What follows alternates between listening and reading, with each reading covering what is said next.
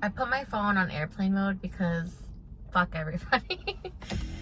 Oops, was that me? Did I do that? Oh my god. Today we're just doing a little snackety snack. I got my boba on. Let me take this out because, okay, now I'm freaked out because I just hit record and that shit just decided to stop on its own. I'm just freaking out lately. Like, we got our boba on. So crazy. Like, how do these things happen? I'm feeling otherworldly lately. Feeling real supernatural, if you will. Fuck. Not gonna talk about it.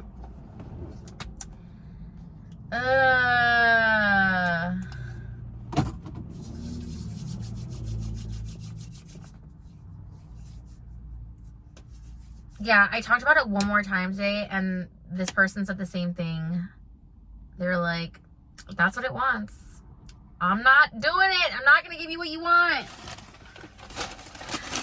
All right, so we just got a little snacky snack because we're just going to eat and snack. We're going to eat, snack, and talk our shit.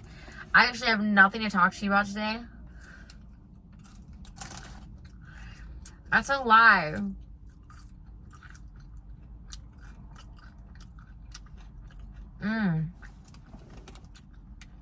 Hand cut fresh fries.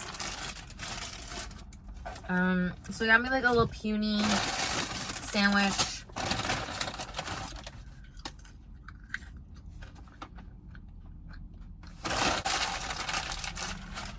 We just gotta walk the talk and walk the walk.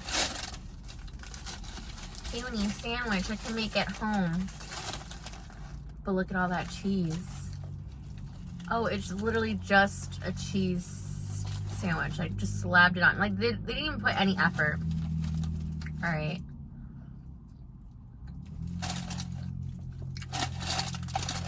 All right. Still good.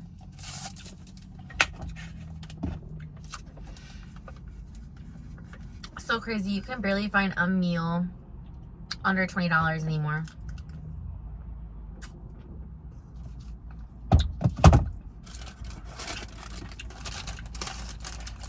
A decent meal under 20 bucks.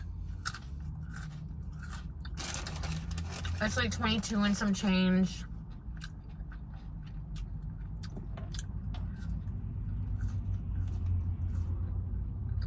I know this guy. Oh, don't even get me started with the tip. How guilty do y'all feel? I personally feel guilty when I'm taking a to-go order and you leave the option to tip at the end, and I feel like they're just standing there waiting to see what you're gonna do.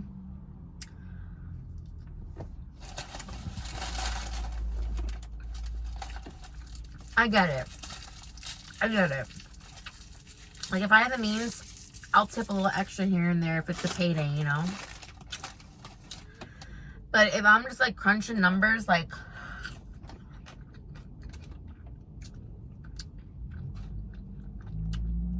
I've always been the type of person to tip when I'm sitting down at the restaurant.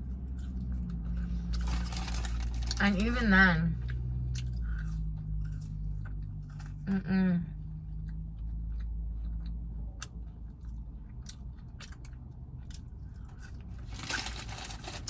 growing up, I was very small-minded where I had no idea that servers, like, made their living off of tips, you know?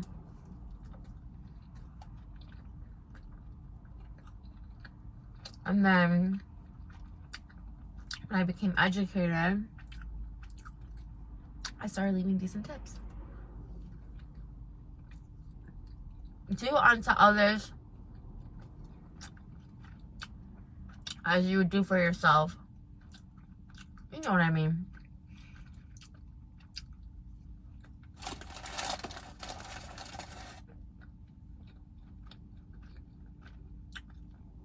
I would want a fat ass tip too, so give out those tips if you can.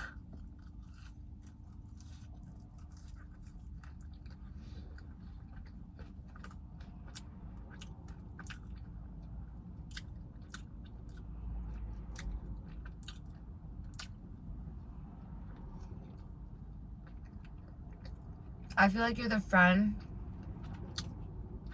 where I meet you up for like a really quick lunch, just to chat.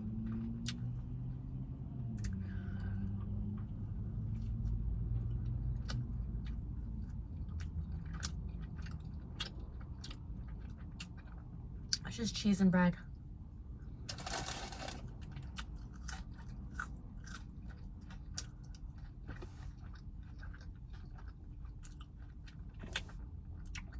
It's just so funny because I always have all these thoughts. I'm like, oh, I'm gonna share this, I'm gonna share that, I'm gonna share this, and then I'm like, nope.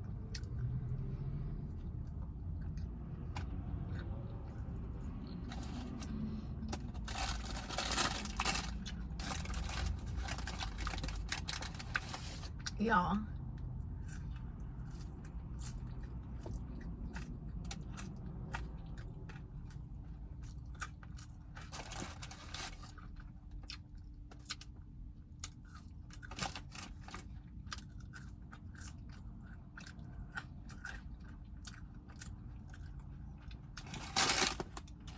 I'm at the point in my life where I'm trying to let go of the past, because it's important for me to seek truth and understanding in the things that I've experienced.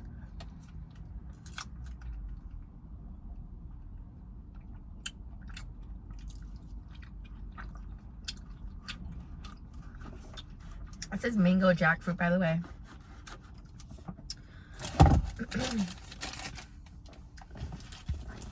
I'm gonna put some ketchup on this.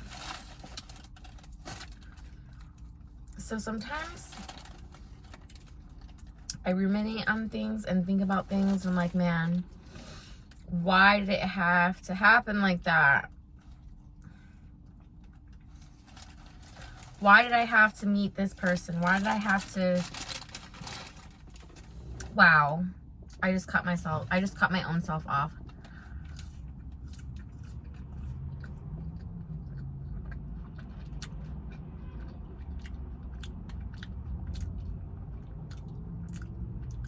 I'm always just like, why is this happening? What's the lesson in it all?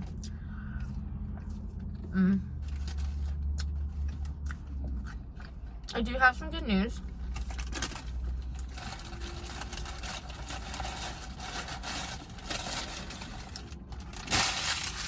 I have not talked to my mom, but I did manage to reconnect with my dad.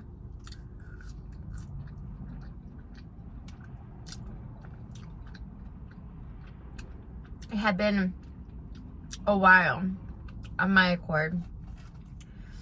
And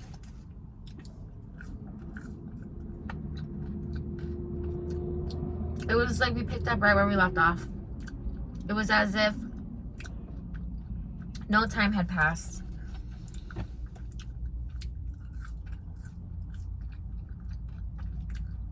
It was really good and really rewarding to see him.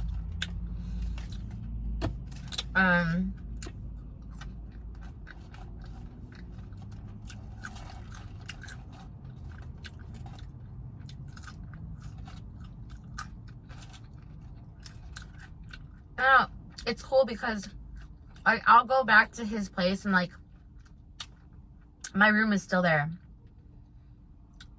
I have a home there like at any given point in time in my life, you know, that's my safe haven.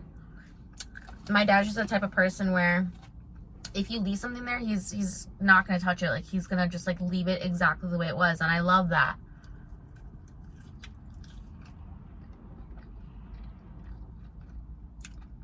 Mi madre, on the other hand, if y'all remember me talking about this, she turned my room into a gym 2 days later. Bitch couldn't wait for me to leave.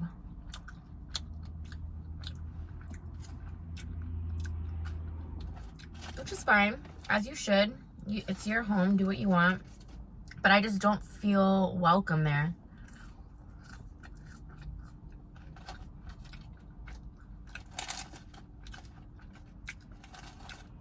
My dad's house, his apartment rather, is so warm and cozy.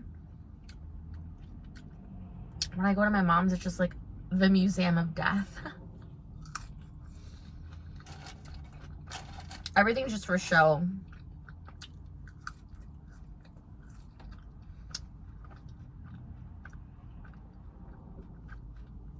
If I could reconnect with my dad, eventually I'll reconnect with my mom's. I was honestly just scared to face my dad. Just after like the way that I treated him before I moved out.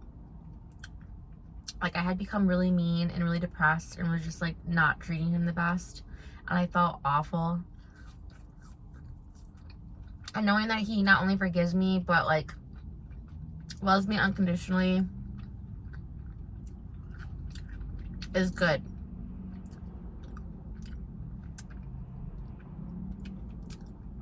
We just don't go out of our way to like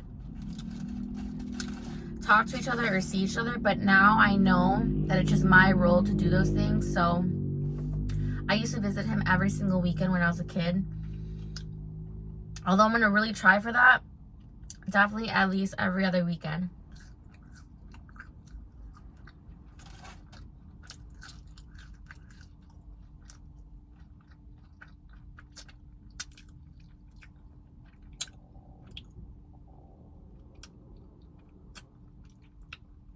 This lady's either screaming or singing in her car, but it's none of my business.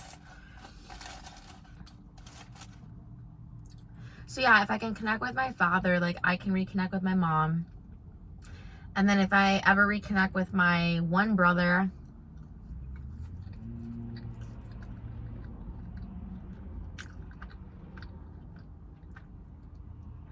that would be the day. Like nothing else will matter in the world. But if I have my family, as dysfunctional and toxic as it's been, we love each other at the end of the day, you know? And that's what my late brother Richard always wanted. To have a family. It never really felt like a real family, you know?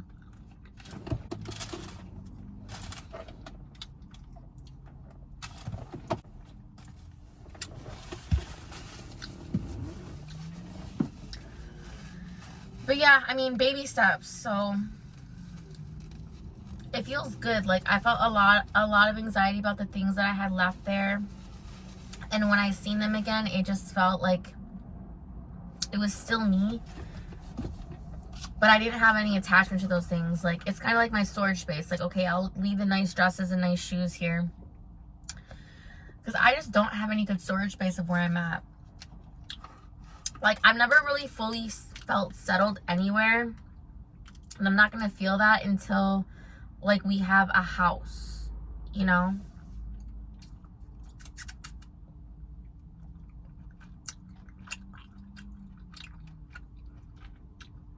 We talk about moving out of Chicago, but I don't know if we ever truly will. It just really depends on our work situation, obviously.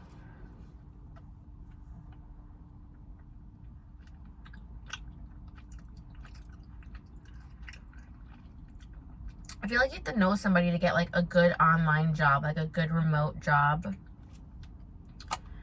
It's not who you know, or no, it's not what you know, it's who you know. And I don't know nobody, y'all. But ideally in my head, I'd love to have a little remote job where I can work anywhere in the world.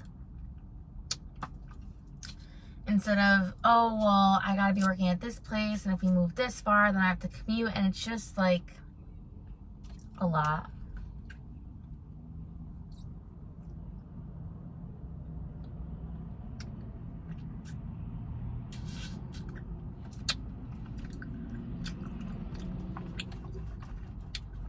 Isn't it crazy how you can miss something that's just not good for you? Whether it be like a relationship or food.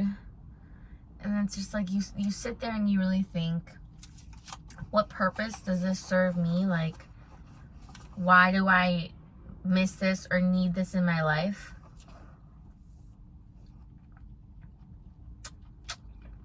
Like, I heard this thing somewhere in passing where we never really ask ourselves, like, sit down and ask ourselves, why am I friends with this person? And you know what, y'all? I had a revelation. The reason why I have no friends, or the reason why I've had difficulty with friends my whole life, is because it's always been about me. What does this person bring into my life? How do they benefit me? It's never been what I bring to them. And I had this revelation like 2 or 3 weeks ago, maybe longer, and I was just like, wow, I'm a terrible friend. Like, I'm a terrible person. I don't want to be friends for you just to have you on my roster. Just to say I have a friend. Bing.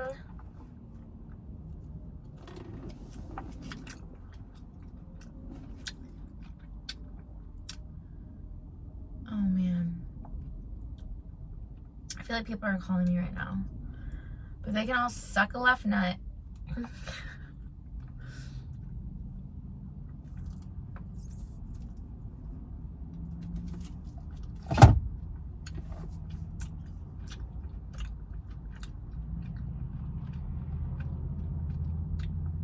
Like, I don't think I actually know what the definition of being a good friend is. Like, truly, without it being about me. Like, oh, I'm going to get this gift for them to feel better about myself. Or I'm going to be there for them just to feel good about myself. Like, am I the narcissist, y'all? Like, I think I am the self-absorbed, selfish narcissist. But me even saying that makes me not one. So, I don't know. I'm just trying to figure it all out, y'all. But, yeah, I'm not going to be, like, telling you what I'm doing, but I'm going to show you, okay? And you're coming with. On that note, I'm going to take one more swig of Bob's.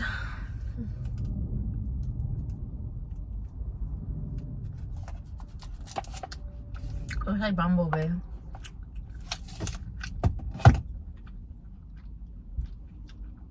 Peace out, y'all.